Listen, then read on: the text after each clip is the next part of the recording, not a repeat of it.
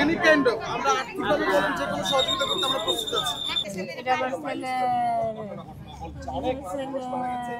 ছেলেটার বয়স 20 বছর, অনলি 20।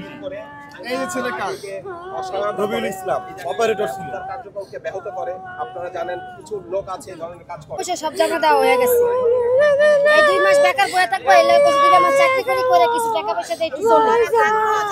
এই 2 মাস সামনের মাসে কিন্তু বিদেশ যাইবো। আর কত টেলেগা ঢুকছে। আরে শুনেন, আমরা চলে যাব তো, আমাদের কিছু ইনফরমেশন দেন, আমরা কার সাথে যোগাযোগ করব আপনাদের? এই যে ওর মা, এই যে এটাই এটা কি হয়? এটা আমার ভাই হয়। কতদিন থেকে আছে ওখানে? কতদিন ও সকালে 7টা বাজে ডিউটি।